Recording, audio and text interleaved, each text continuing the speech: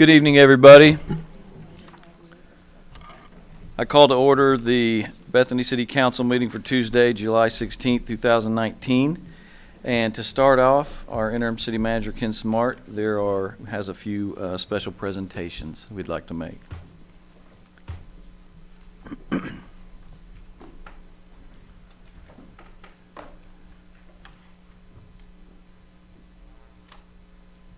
Well, good evening. We have some years of service award that you're going to present tonight. I'm not sure if everyone or anyone's here, but anyway, I'm going to read the name, and if you are here, if you would come down and receive your reward.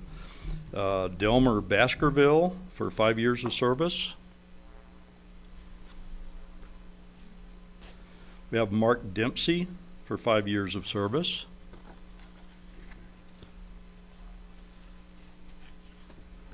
We have Dallas Sipes for 5 years of service.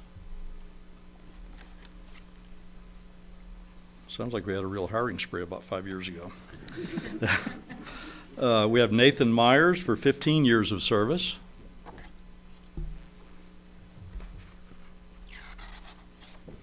And we have Luis Renteria for 30 years of service with the City of Bethany. Congratulations to all these employees. We appreciate your service, and we'll get these awards to them tomorrow. Thank you, Mayor.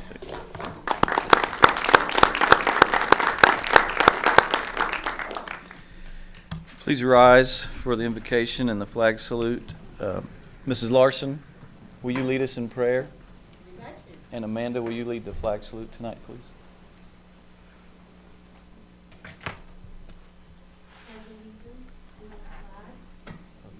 States of America, and to the republic for which it stands, one nation, under God, indivisible, with liberty and justice for all. Let us pray. Dear Heavenly Father, we come to you tonight to make decisions that affect not only ourselves, but those that live in our fine city. We thank you for this opportunity. We ask for wisdom. We ask for the guidance and the words to say the things that we need to say that will be pleasing to you. I ask that you be with us and you be with those that have endured such hardships over the flooding from the last few weeks. And as we go into this heat, be with those that have to work outside and those that have to have no air conditioning and have hardships. Help us to recognize those and assist them in any way that we can. I ask these things in Jesus' name. Amen.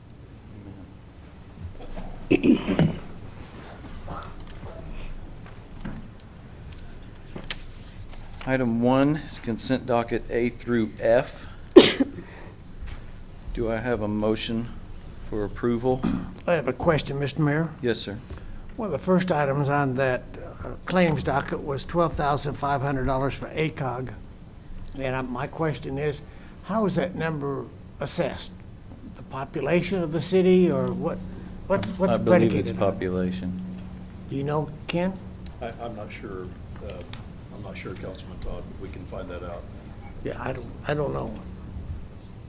Mr. Mayor. Yeah, Mr. Palmer is our ACOG representative. Yes, ACOG provides services for municipalities by way of the 911 telephone operator system throughout the county. They also administer funds from the state to municipalities, among other things. And so it is a service that's provided for municipalities, specifically the City of Bethany and other municipalities, including City of Nichols Hills, to provide services in order to implement road projects, 911 operator, primarily 911 operator services. And Chief Cole could provide more information about that, but I think that's an accurate assessment. And in my opinion, it's money well spent, and it's very, very helpful.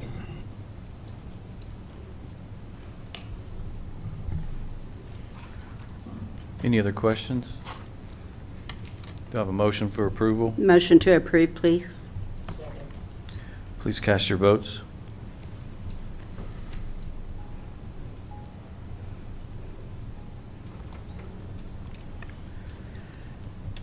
Item 2 is presentation of fiscal year 2018 audit report by Ann Elfrink of Elfrink and Associates, LLC. Good evening. Okay, hello, Honorable Mayor, members of the City Council. I am pleased to present your audit for the fiscal year ending June 30th, 2018. And I'm also pleased to say that we found the financial statements to be fairly presented in keeping with general accounting principles. And consequently, we had an unmodified opinion, which is a clean opinion on the financial statement presentation. In addition to that, we also issued a report which is required by government auditing standards. It's sometimes called a yellow book report, if you've heard that term before. But we're required to take a look at some of your internal controls as it relates to supporting the amounts on the financial statement. And so we don't give an opinion on that because we don't do extensive work in that area. But we do look at your internal controls, and if something comes to our attention, we bring it to your attention as well if we think that it potentially has a material impact on the financial statements. And we did have several findings that we presented in that report, and I'd be happy to go over those with you. I can also go over some of the financial information from the report as well, if you would like to do that. So, leave it to your preference. Yeah, we'd like that. Okay, so the findings that we had? Yes, on ma'am. Okay. One of them, and bear in mind when we're doing this, like when we talk about the water and sewer rate tables, we're not auditing the water and sewer. A lot of people think that auditors, when we come in, financial statement auditors, when we come in, that we're auditing internal controls, and we're not. We're looking at your internal controls. It's kind of like going to the doctor and getting a blood test, or taking your blood pressure and saying, oh, your blood pressure is a little high. You might need to find out, look into this a little bit further and see if there's something underlying that. And when we looked at the rate tables, basically what we did is a random sample on all of your utility customers, about 7,500 that you had. And we did a true random sample, and then we took your rate tables that were off of the internet, and we tried to trace those back. For the most part, the water looked pretty good, but we ran into some issues with this in the sewer area. And then when we do that, we look to staff for some explanation and to try to connect those dots into what we're missing here, And we weren't able to develop a comfort that it was supported by the rate tables that were there. So, and we saw them kind of going both ways, up and down. They were small dollar amounts for each one. We were just looking at 1 month for one.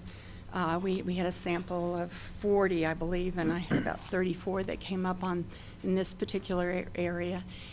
And so, we didn't even try to extrapolate that to the population because we couldn't get enough comfort as to what the cause was underlying it. And, basically, based on what we saw, and also the significant amount of turnover that you've had in those areas, we thought that it would be a good idea for the city to put some more focus in there to be able to, first really define those rates in a way that, someone, if you had turnover in an office, kind of a desk procedure, where they could come in and easily be able to see, how those rates are going to be applied, and have some good understanding of that. And then also, have someone go through the utility customers and make sure that, once you've defined it and documented it, make sure that everybody's hooked up to the right rate table, kind of, so to speak. So that was just basically our recommendation.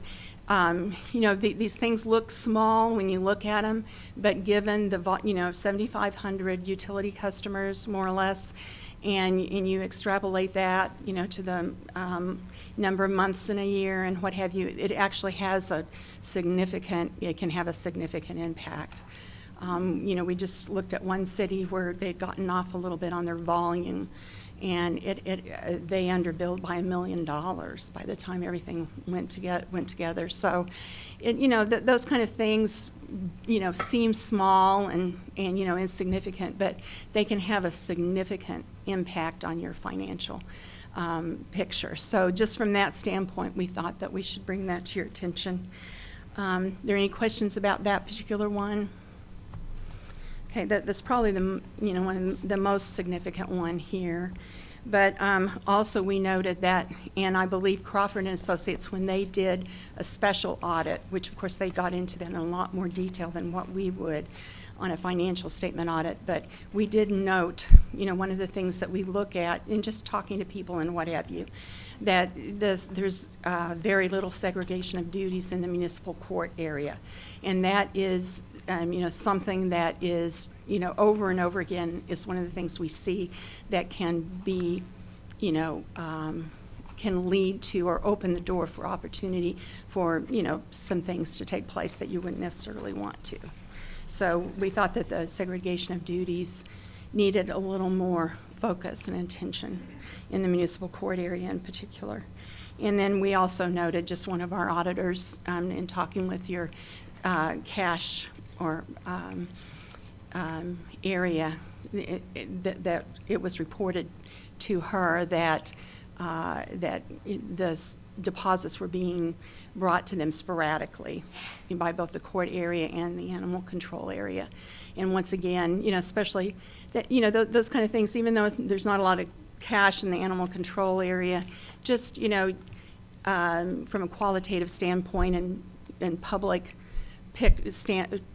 picture, it's a good idea to make sure that we're adhering to the state regulations that require deposits to be made the day after, no more than one business day after receipt of those funds. Okay, and also we noted that when we see that there's a signature stamp, we look at that a little bit closer. We did a random sample, and the signature stamp is also was being controlled by the finance department. We did a random sample of 50 disbursements, and 2 of those 50 disbursements had just the stamp. It was the only thing in the signature area. So, the fact that was not being controlled in a separate department, so you don't have true 2 signatures, as if that's an internal control, part of your internal control design, which it's the responsibility of the city to determine the internal controls, and we just look at them and say, can we rely on them or not? But and not of the auditor, but some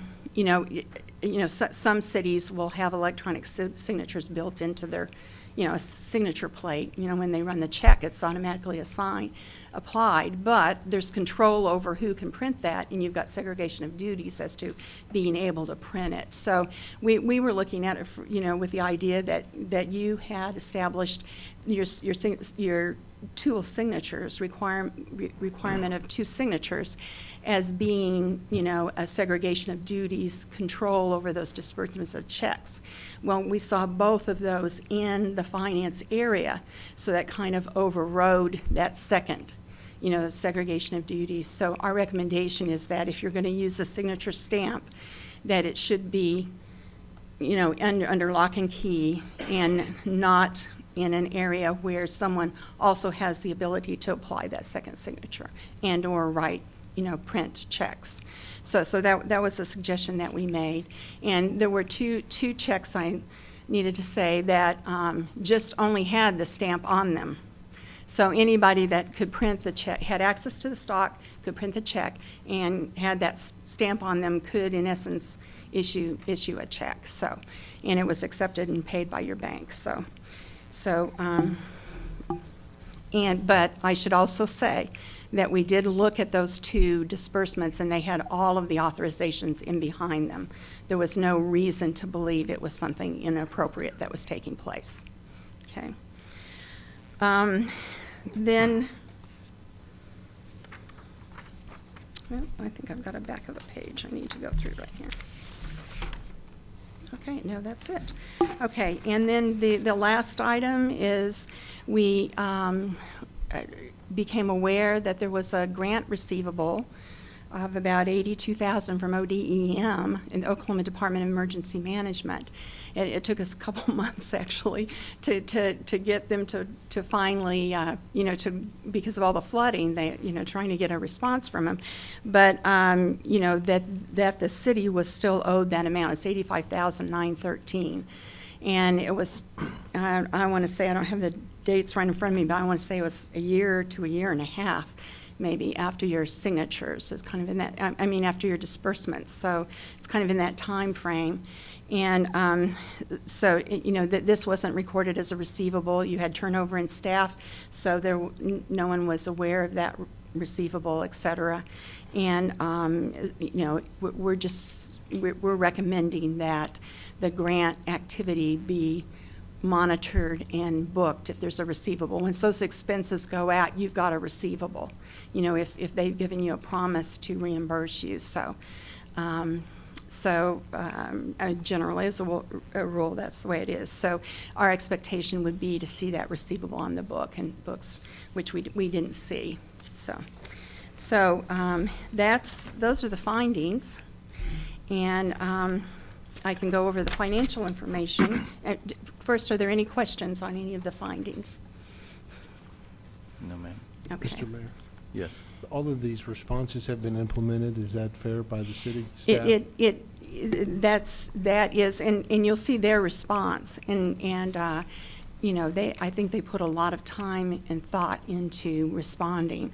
One of the things that an auditor does is when they come back, then they can review and see if that's still finding is outstanding, or if it has been addressed based on what the assertions are of management. But we do not audit the management responses at the time of a finding takes place. So that's their chance to respond to that. Okay, and so if there are any other questions related to the findings? Okay, well, basically, as far as your financial statements go, of course, you brought Crawford and Associates in. They do outstanding work, and there were some prior period adjustments as a result of that. In addition to that, we identified the fact that, in looking a little closer at the Bethany War Acres Public Works Authority, which is a joint venture, of which the city of Bethany is about 2/3 of the participant, and War Acres is about 1/3. And in looking at that joint venture, because the city has a beneficial residual interest in that authority or trust that was set up, for that reason, it meets a certain criteria in the Government Accounting Standards Board pronouncement. It's 14, paragraph 72, that says that the city needs to record an equity interest. And so it's kind of like an investment, in being invested in a company, and you're recording, your share of the stock or something on your financial statements. Now, and once again, we think of a stock that's not publicly traded, you wouldn't be able to take that stock out and sell it or something, so it doesn't have any liquidity associated with it. It just shows, that you have that asset that's providing services for the city, on a residual basis like that. And so, basically, that was the biggest dollar amount of a prior period restatement. And it was about $4.2 million was the city's share of net equity. So that's assets minus any debt associated with those assets. Depreciated assets minus debt. So out of the net position of that particular authority, the city's share was about $4.2 million, and it bumped up to about 4.4 because the authority showed an increase in their net position because their revenues exceeded expenses. So each year, as you move forward, the only change that'll be is in recognizing the city's, portion, so 2/3 of the net revenue or net expense, as the case may be, associated with that. So you'll see that change. But one of the things, when you look at the financial statements, when you look at business type activities, which is where that is, at the government-wide level, and at the fund financial statement level, it is going to be in the Bethany Public Works Authority Fund. When you look at that, you have to look at that $4.3 million and subtract that from your unrestricted net position in order to really understand what your unrestricted net position is. If it were in the governmental side, it would be shown as non-spendables, on the, but we're, in the business type or enterprise funds, it's sitting in there in your unrestricted net assets or net position. And so you just have to be careful when you're looking at that, not thinking that that's something that you have that you can spend. So that was one of the prior period restatements that was made. There were a number of others. Some amount, a cash discrepancy. It's my understanding, just superficially, that it was related to a pooled cash issue. And then also some of your pension carrying value was off a little bit from what it should be. So if we look at your fund financial statements, which is normally a focus of the governing board, the city council, is focused more on the fund financial statements than they are the government-wide statements, which the government-wide are the first two statements you see when you open it up. And those are on a different basis. The fund financial statements are more like how you've budgeted during the year. And so if we look at the fund financial statements and we look at the general fund, of course, another big focus, we see that it's one of the things I look at for health is the fund balance. And we see the assigned is $3 million and the unassigned is $1.4 million, or 4.4 total. And if I look at your budgeting habits, more or less, you've kind of included the budget, your budget, your fund, or initial fund balance into your budget. You've appropriated that basically, and if you which you have done for 2019, more or less, that $3 million is the amount that was appropriated out of your fund balance in your budget for 2019, and that's why it's shown there. And if I look at your current year budget versus actual, I see it's like 2.5 million or so less than what your appropriations were. So it kind of looks to me like that might be just kind of a habit that the city has of appropriating most available funds, which is fine, and then you don't have to kind of keep going back and what have you. But so when I look at that, I think the 4.4 is more meaningful as to your health, the health of the city, and it looks really good. I mean, you're at about 51% of your revenues for the year for general funds, so you've got a good, healthy cushion there. BPWA also, if I look at that, you do have a net operating income, which that's always really good to see in the utility area, which kind of means you're kind of paying for yourself and not depending on other sources, such as sales tax or something like that to stay afloat. And so that looks good as well. There was a significant transfer, and once again, it looks like it's kind of the way that you're operating, transfer to the general fund of $4.3 million, which the general fund had $0.7 million, if I remember correctly, of excess of revenue over expense. So $3.5 million of that kind of went into operations for the city.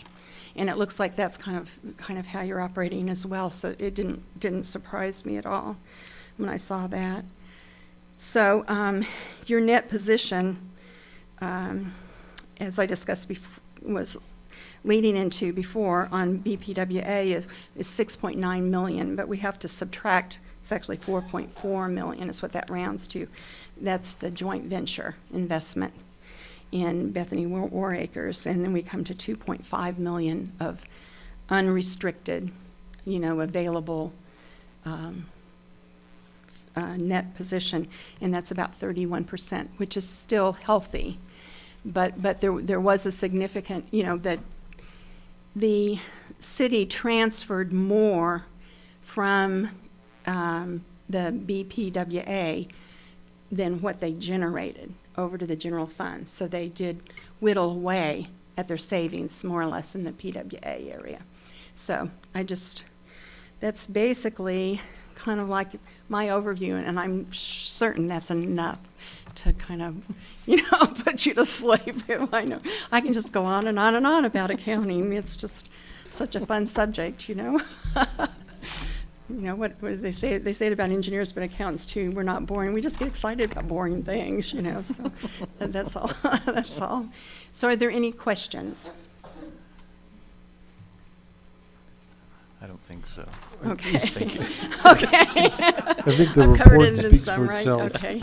Okay. Very good. Well, thank you. Mayor, may I say one thing? Mm-hmm. I want to thank you for what you have done. This is an important part of our city, and I thank you for taking the time to be here and explain what you have found and help our city to be in a little better financial light. So Yeah. thank you. My pleasure. Very good. Okay. Great. Thanks. I would just like to say that the exceptions that were noted earlier, that management has taken steps to correct those, like with the signature stamps and the division of duties and that sort of thing. Berkeley and I have had 2 or 3 meetings about that, and we're set to audit those utility rates as well to make sure that we're in line there. But thank you for your help in discovering those. Sure. My pleasure. Absolutely. Thank you very much. Item 3 is consideration and possible adoption of resolution number 1553, the City Council of the City of Bethany, Oklahoma, approving the fiscal year 2020 manual of fees, which establishes the fees and costs charged by the City of Bethany, Oklahoma, authorizing periodic adjustment as necessary by the city manager, and providing an effective date. Amanda?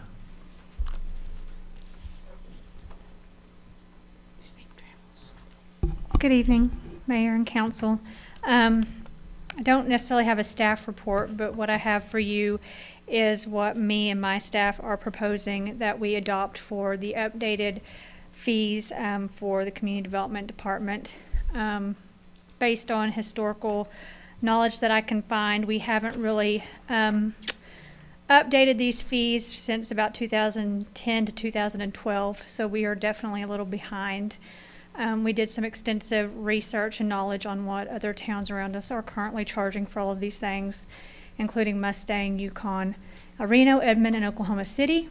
And so some of them you'll see are only $1, $2, $5. We just really want to bring ourselves up to be in line with the cities around us.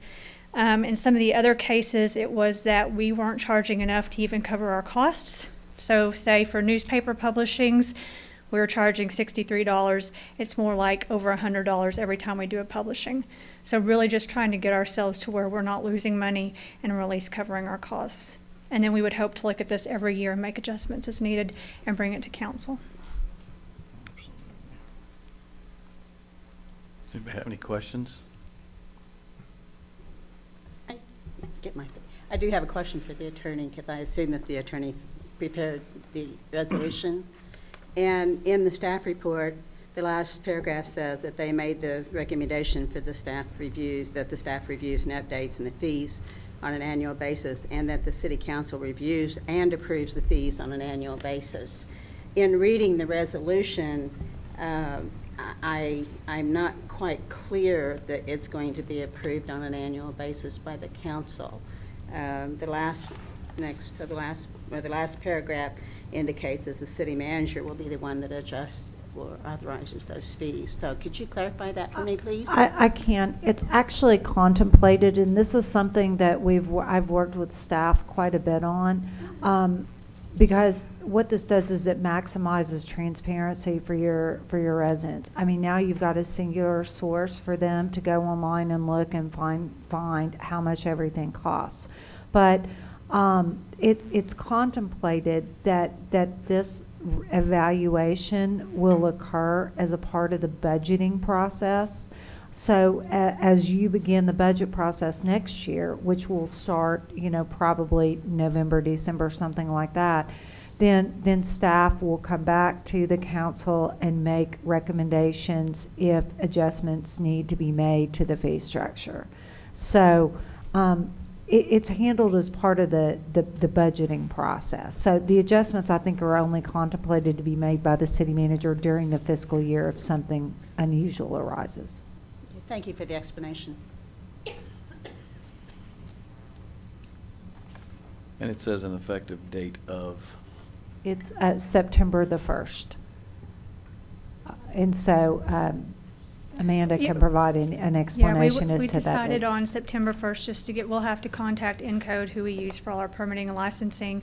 They're going to have to update everything for us. We want to make sure we don't have any hiccups before we roll this out. So we just want to give us a little bit of time to make sure that we roll this out in an effective manner, and also make sure we have all the information out for the public to see on the website and other places. Mr. Mayor, if there's no further questions, I'll move for approval of this item. do I have a second? Second. Please cast your vote. Thank you. Thank you.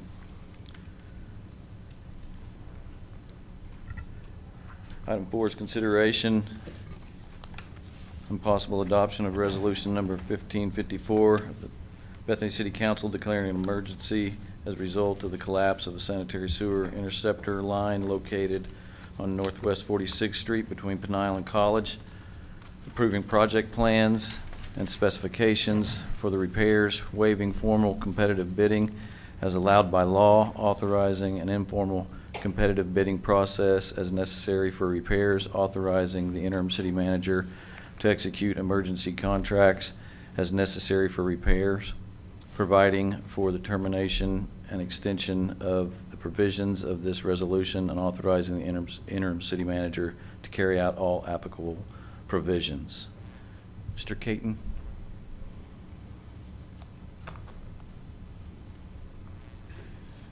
Good evening, Council President. Let me start off. I'm a little disappointed you guys didn't come by and look at the full specs. They're almost as exciting as an audit report. But here they are.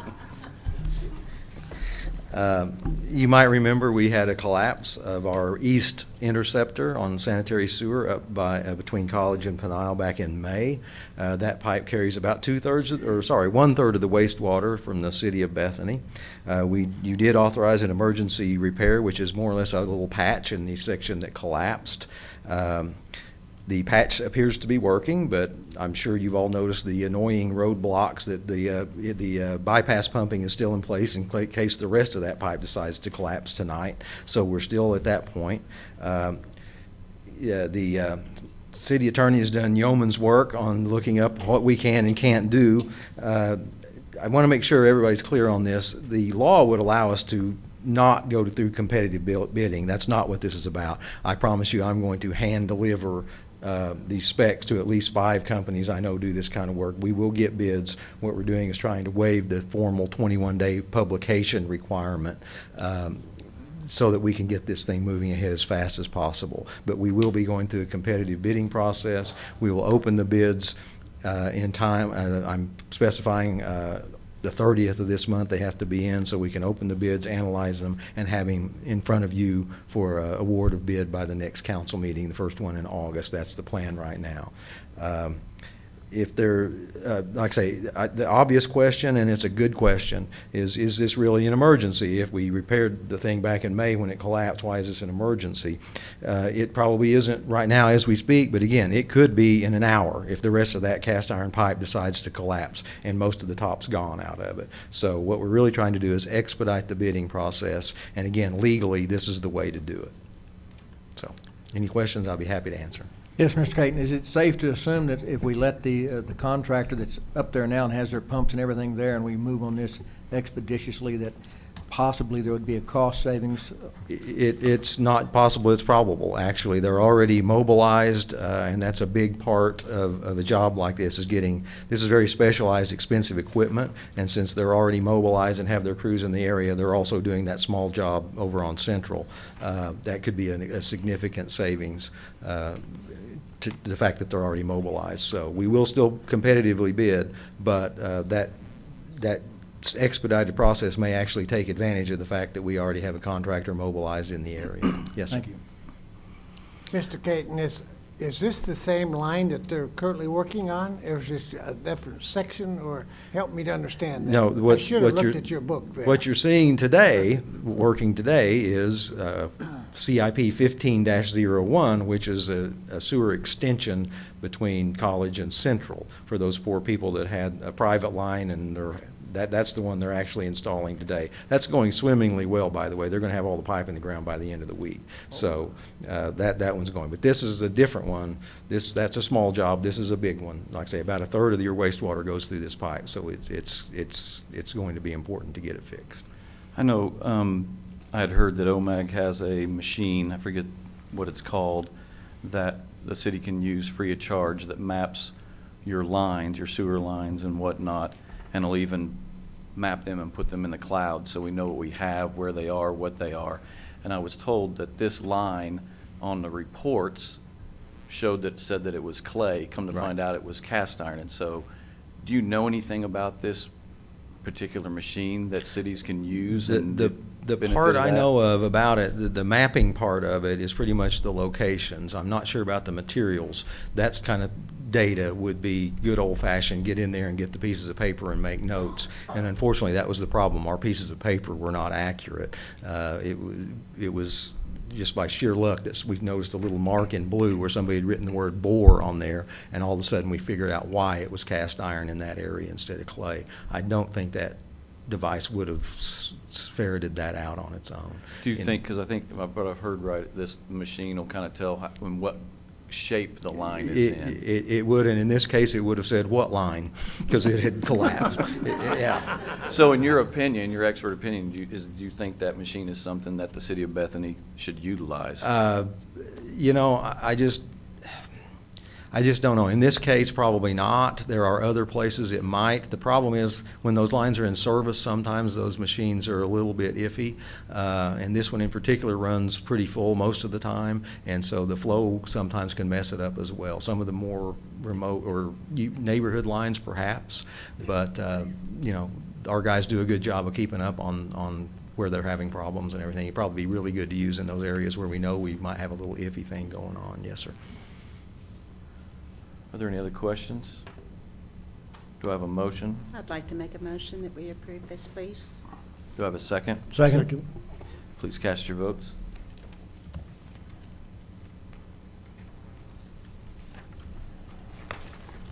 Thank you, Mr. Caton. Item 5 is consideration and possible approval of the purchase of replacement Spillman server at the police department. Chief?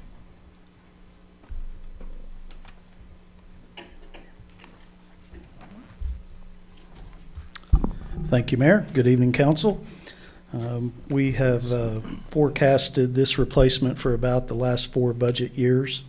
Our Spillman server is sort of the workhorse of the records management system at the police department. I think it's kind of important to discuss a little bit what that server does for us. Our software is through a firm called Spillman Technologies. We've had that system for over 20 years. So one of the great values of having a system for that long is the data that we have captured over 20 years.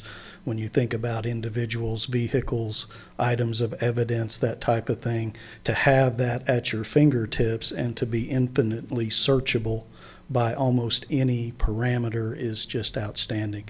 If we have a suspect in a crime that was driving a blue Ford Taurus and we have 2 characters of the tag, and that's all we have, we can enter those in our system. We'll have 25 years of Ford Tauruses that we've encountered through traffic stops, through stolen vehicle reports. So to have that long of data captured is wonderful. Investigators at their fingertips to try to solve some crimes. In addition to just the records part, it also runs our jail operations. I think most of you are familiar. We have a 10-day lockup. Municipal jail. All of our jail items are entered into that. including inmate property. It also runs our evidence and property room, keeps all of our evidence neatly categorized and infinitely searchable. So this is a workhorse, and the current server that we have is over 5 years. Both the technology, Spillman Technologies, who does our software, also provides the hardware. They say about every 5 years you need to upgrade your server. The current server that we have right now is over 80% full. So it's on its last legs. So what we're asking the council to do tonight is to approve a sole source purchase for this server. This actual purchase has 3 parts. The first is the server itself. The server also will have the data migration included from our existing server to the new server. It will also have the first year of server maintenance included in this, and it also gives us the latest version of Spillman software. So that's the largest price of the purchase, and it's $58,660. Spillman exclusively partners with a hardware provider, so we are buying both the server and the software, the data migration from Spillman Technologies. It is truly a sole source.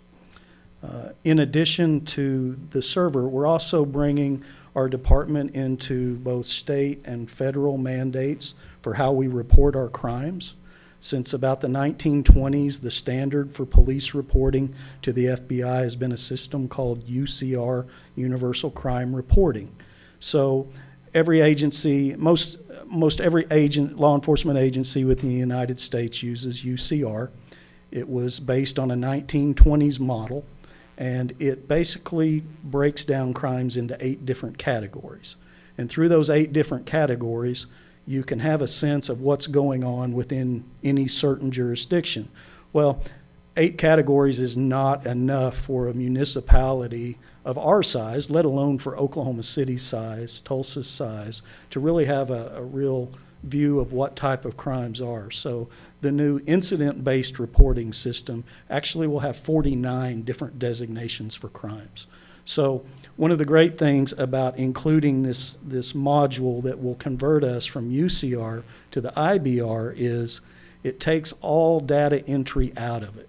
When an officer records their crime reports, it automatically populates the fields needed to do this. So we're saving staff time. One of the problems has been is that once we pull these once we pull the data off Spillman, as it is right now, we have to then manually hand enter this into a spreadsheet that goes to the OSBI. So there can be data entry problems, time consumption, and so with this additional purchase of the IBR module with Spillman for $17,000, that will automatically populate those fields. There's no manual data entry. One of the things that we saw that we could do because of this new advantage is, if you didn't know, we once had a records position, and also I had an administrative assistant. Knowing that a good part of records was that UCR reporting, knowing that we were going to automate that system, I combined those two. We had 2 simultaneous retirements, and I combined those 2 positions into one because I knew this technology was going to help us do these things. So, and the third component is a off-site data storage device that will actually be put here in City Hall. What we currently do on our existing server is it has a tape backup that we run every day. And IT technician Rick, he will take that and he will bring it over and put it in the safe in City Hall. Well, that tape backup is no longer an industry accepted. It's outdated. That's not available.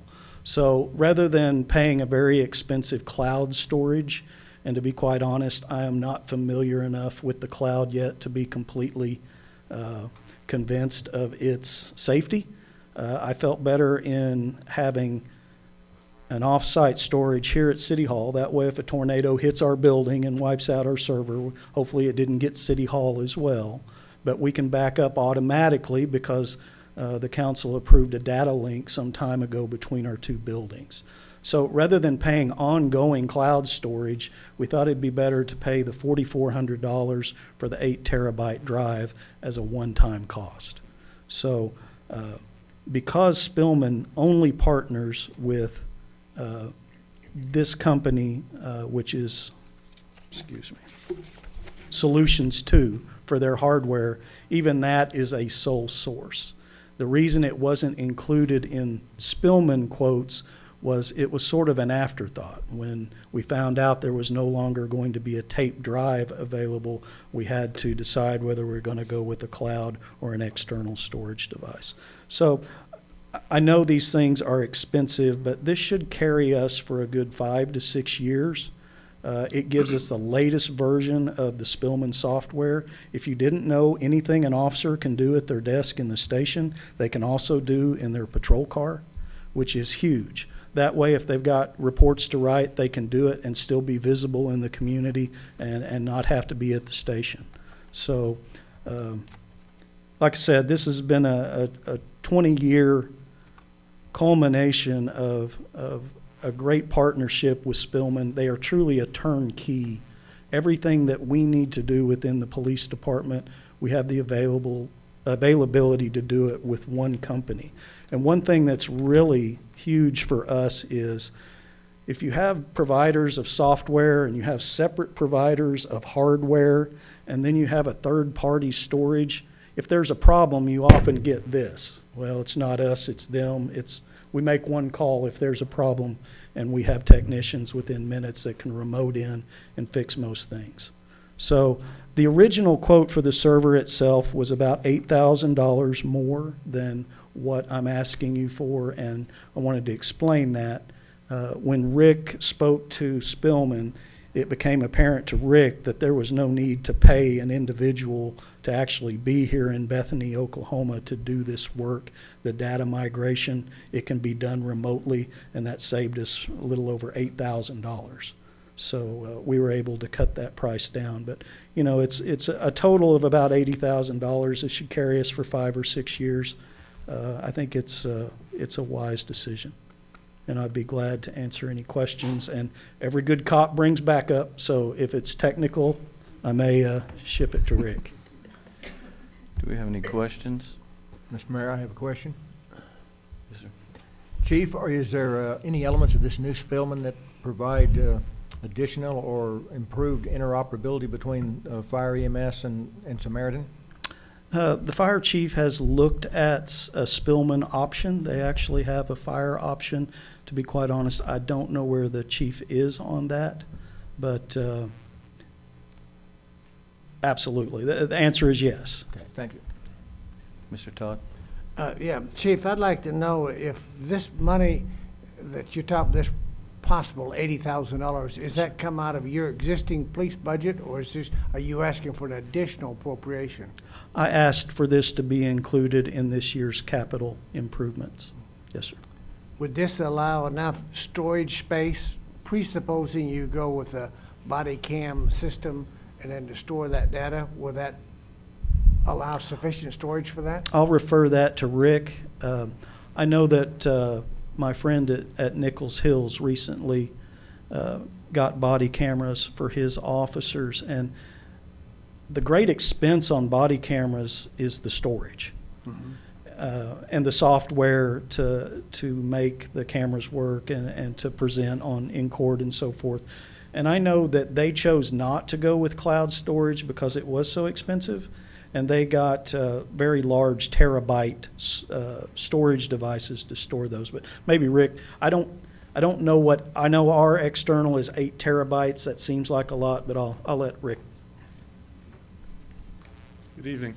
The short answer would be, as it's currently configured, no, it will not have the storage capability.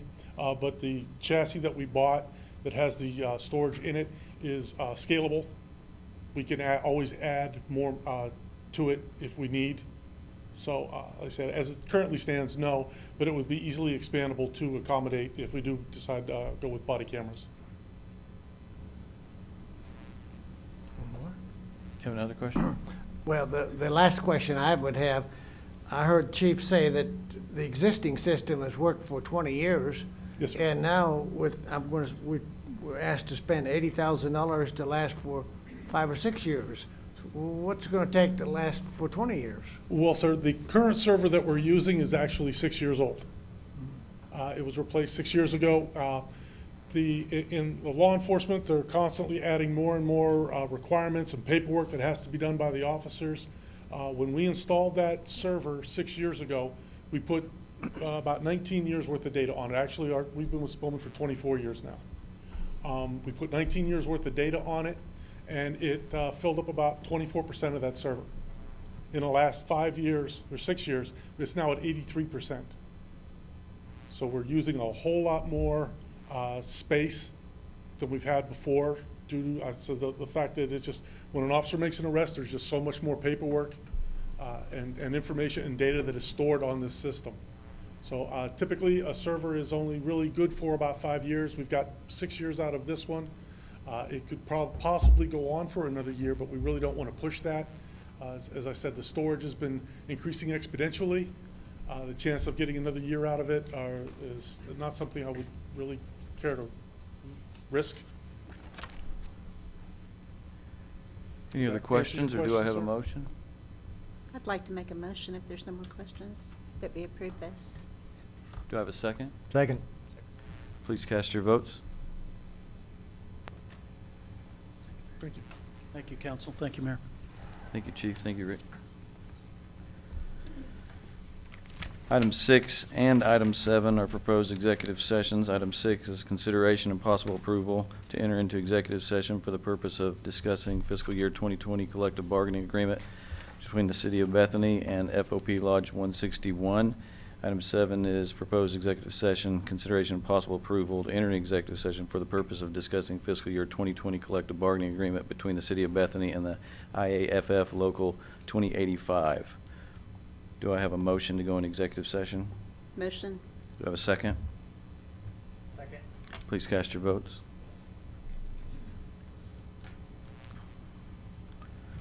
We shall return.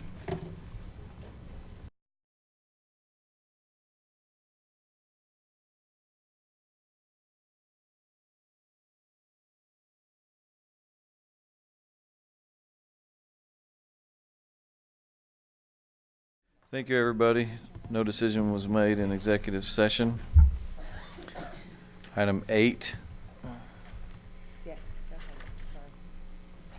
is proposed action following executive session for purposes of taking action on approval of the fiscal year 2020 collective bargaining agreement between the City of Bethany and FOP Lodge 161. Do I have a motion? Mr. Mayor, I would move to approve the fiscal year 2020 collective bargaining agreement with the Fraternal Order of Police. Do I have a second? Second. Please cast your votes.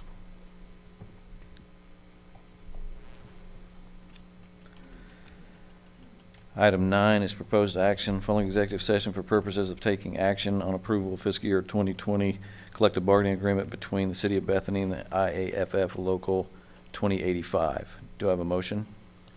Mr. Mayor, I would move to direct the interim city manager to place the fiscal year 2020 collective bargaining agreement with the International Association of Firefighters on the next city council meeting for approval. Do I have a second? Second. Please cast your vote.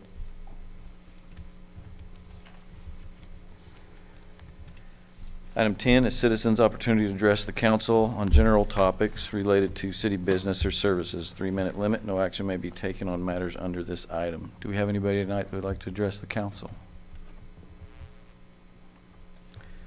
Item 11, a city attorney's report. I don't have anything. Item 12, a city manager's report. Yes, I'd like to say a couple of words. One, we changed the process for our big trash pickup. We're staggering it by weeks, and the first round of big trash was picked up in 2 days. And I want to thank our Public Works employees for their hard work in doing that. We hope that the rest of it goes just as well, so thank you. Also, I will make a formal announcement tomorrow, but it looks like our water usage is exceeding our availability, and we may be forced to go to stage 3 water rationing, which would mean once a week for your lawns and some other measures. but I'll give a full explanation tomorrow. And then the last thing is, there is a State of the State luncheon at Gaillardia Country Club on July 31st. Well, there'll be several state senators and representatives, and it's just an educational forum for what's happening at the state capitol, and you're all invited to attend.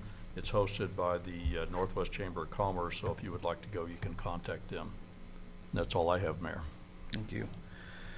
Item 13 is mayor and council members' announcements, comments, and proposals. Tonight, let's start down Mrs. Larson. Thank you. I want to say congratulations to all those that we recognize tonight for all the years of service in the city of Bethany. We have a lot of people who have been here a long time, and there's a lot of knowledge and a lot of service there that needs to be appreciated. And I'm grateful, and I think we all are that sit on the horseshoe. I have a concern about our public works and our police and fire, with the week being predicted to be our heat index over 100 degrees, and I would like to make sure that they have enough cooling plan in place, and lots of water. And anybody else that's out there working on the outside, this is going to be a really tough week. I'm sure it's going to be a really tough summer. So I ask that you all be careful. I'm very appreciative to be on the council. A lot of the decisions have to be made that affect us for a long, long time. And I just want to thank the citizens for that opportunity. That's all I had tonight. Thank you. Thank you. Councilmember Hunter. Again, thank you everyone for being here tonight. We appreciate you coming out and supporting your local government. I would also like to thank all the employees, and especially tough times. It's getting hot and the heat index is high, so keep those guys and gals in your thoughts and prayers. To follow up just a little bit on what was said in regard to water rationing, I don't know how many of the people in the city of Bethany understand exactly where our water comes from. I think there's a lot of people who think it comes right out of Overholser, and that's not the case. It comes out of wells, and those wells can only pump so much water. And I talked to a gentleman today that I have a great deal of confidence in, and I go to him with the tough questions, and I get honest, accurate answers based on a scientific methodology. And it's very simple. We don't have water problems in the wintertime, right? We have them in the summer. So what correlates with that water problem? It's people watering their lawns. And I know there was a time when you might have sat in this auditorium and heard a previous city manager say, let's get out there and water those lawns. Well, that's not true anymore. We've got to conserve water. So, in the wintertime, we have more than enough water. I was told that we even turn some of the wells off. We turn the pumps off. We don't need to run all of our wells in the wintertime because people aren't watering. Think about this. Talk to your neighbors. I hope the people out there listening understand that it's simply a matter of supply and demand. We cannot pump enough water. Our storage capabilities are going down, and we're going to be in big trouble. So pass it on to your neighbors. Once a week, if you can just water once a week, we can keep the grass alive. We can make it through August. We're going to be in good shape. Thank you, Mr. Mayor. Thank you. Mr. Aaron. Thank you, Mayor. I have nothing. Mr. Palmer. I have nothing tonight, Mr. Mayor. Mr. Todd. Thank you, Mr. Mayor. Most of you know, the audience may not. Myself and Mr. Palmer and Kathy Larson over there, we head up the nominating committee to find ourselves a permanent city manager and an attorney. And we have met, I think it's 8 times or 9 times, and we're working very hard on it. And each time we're about 2-hour meeting, and we work about 2 hours outside of each meeting. So we're putting an enormous amount of effort into this. And so we're getting very close on city attorney. And we're meeting again on Thursday night. But I'm asking the city council members, each one of you, if you have questions that you want to ask for an interview of a city attorney, to submit those questions. They need to be in writing, send them to Linda, and then Linda will get them to the committee. So each one of the city council people submit any question that you may have that you think is pertinent to ask a prospective city attorney submit it to us, please. Thank you. Thank Is there a you. date on that we want those? Is there a date that we want those? Oh, thank you very much for it. That's why we have a committee, to keep me in line here. Thank you, Kathy. We need those by Friday, by the way. There's no rush at all, just by Friday. Thank you. Mrs. Sandoval? Yes, so I'm gonna, excuse me, my disclaimer tonight is I'm gonna say my speech and my announcements in English and then in Spanish to include my Spanish-speaking community. First and foremost, I do want everyone to keep in mind that it's gonna be a really hot week, and I always keep in mind in my prayers my husband that does work outside, so if you could, please keep him in your prayers, because I know they struggle and they're always dehydrated. Second, the water rationing. I do want to raise awareness on that because my mother, waters her plants more than once a week.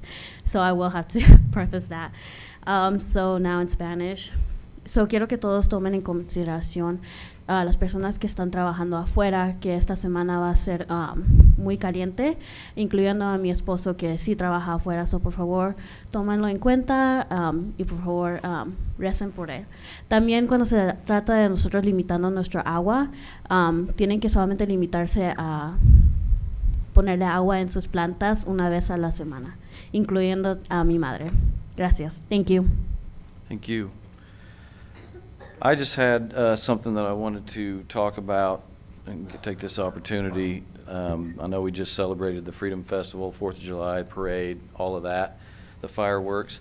The council a couple years ago had committed to, hey, we're always going to pay for the fireworks, and that's what we do. And the parade will always happen. And then we made decisions to try to scale back the daytime activities to try to take the workload, everybody knows, off the city staff and the financial burden off the city. We've had a meeting this past week that went really well, and I've had some discussions. I had a discussion with Councilmember Palmer, and I've got some ideas that I wanted to just kind of throw out there and kind of get a nod, I guess, from the council. I would like to upgrade the parade. I believe at one point in time they had a grandstand and an announcer that announced the floats and the stuff going by, and I think that would add a level of class if we brought something back like that. And I think we could do that. I also think that a suggestion from city staff was that if we had a theme for the Freedom Festival, that we could have a contest and actually have floats that were decorated in the form of a theme and have some people judging those or something. There's also been a proposal of possibly looking at rerouting the parade, which staff will look into. But in doing something like that, I think we need to bring back the car show, and there should be a car show at the end of the parade. I want to bring back the carnival. That was a multi-day thing that happened, and it was actually the only thing that gave money back to the city, because the city got a percentage of whatever the carnival was bringing in, and it wasn't something that staff had to run. I would like to see something that had events throughout the day in different parts of the city. Like here you have a car show at the end of the parade. An hour later, maybe you have an event here on City Hall lawn with bouncies and kids and the food trucks in the street that's blocked off with the new playground. Maybe there's an event with Oklahoma City Energy doing something on the soccer wall and a competition. Maybe later on there's, food trucks in Eldon Line Park like I know they do, with maybe some concerts and something that leads into the fireworks. And so I'm just making this announcement to just call out to the citizens, because we've had several reach out wanting to be a part of a voluntary committee to be a part of making something like this happen.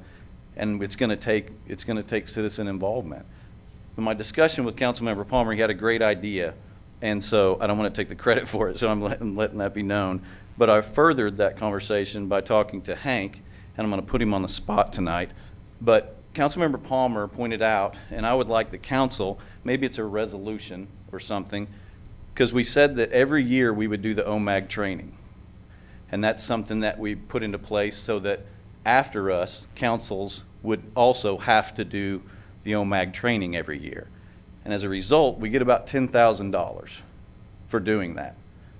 I would like to see a resolution and council vote on doing the training and then us invest that seed money, that $10,000, towards the Freedom Festival, the daytime activities, the whole shebang, for seed money and possible matching funds that staff could use to try to go out and get corporate sponsors and use that to match against, so that we could have $30,000, $40,000, $50,000 to put towards doing a 4th of July celebration that would be citywide, not just in one park, but it'd be all over, something going on for everybody throughout the day.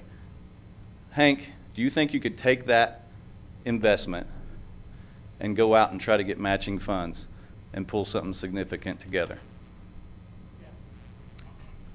If council was like the idea, I would like to try to put this on the next council agenda for a vote to try to create a resolution that put this and lock this in place, that this is an investment that council does every year through the form of OMAG training, and we earmark that check that OMAG gives to the council specifically to invest in our city and our citizens in the form of seed money for putting this thing on. So that's what I'd like to do. Great idea. Wish I'd have thought of it. And with that, I have nothing else.